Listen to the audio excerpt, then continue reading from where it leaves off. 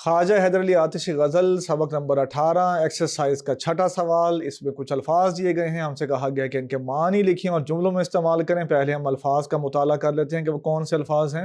तो ये अल्फाज हैं वस्फ, बख्त, बरहमन, ज़नख़दा और आतिश। तो आइए इसके जवाब की तरफ बढ़ते हैं। जवाब देने से पहले हम आपको याद दिला दें कि इन अल्फाज के मानी हम आपको मुश्किल अल्फाज के मानी वाली वीडियो में बता चुके हैं, तो मानी आप वहाँ से लिख चुके होंगे या ज़रूरत पड़ने वीडियो देख सकते हैं।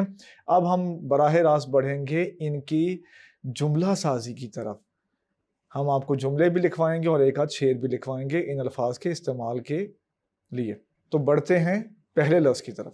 पहला लफ्ज़ है वस्फ। इसका जुमला बनाएंगे कि शायर अपने महबूब के हर वस्फ को दिलकश अंदाज में बयान करते हैं। फिर लफ्ज़ है बख्त। इसका जुमला आप लिखेंगे मेहनत और कोशिश से इंसान अपने बख्त पर असर अंदाज हो सकता है।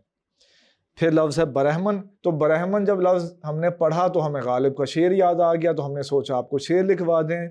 जुमले से बदरजहा बेहतर है शेर लिखना अगर दुरुस्त लिखा जाए।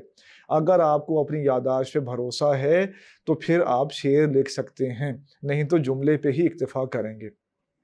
तो शेर समाअत कर लें कि देखिए पाते हैं उशाक बुतों से क्या फैज़। देखिए पाते हैं उशाक बुतों से क्या फैज़, एक बरहमन ने कहा है कि ये साल अच्छा है। तो मिर्ज़ा गालिब का शेर है। आइए बढ़ते हैं इससे अगले लफ्ज़ की तरफ। तो इससे अगला लफ्ज़ है ज़नख़दा। ज़नख़दा में आप लिख सकते हैं कि शायरी में महबूब के ज़नख़दा को कुएँ से तशबीह दी जाती है। आखिरी लफ्ज़ है इस सिलसिले का आतिश। जुमला बनाएंगे आब और आतिश एक दूसरे के अज़ली दुश्मन हैं।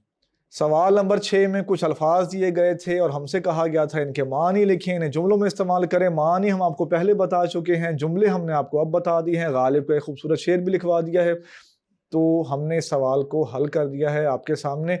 आइए बढ़ते हैं इससे अगले सवाल की तरफ।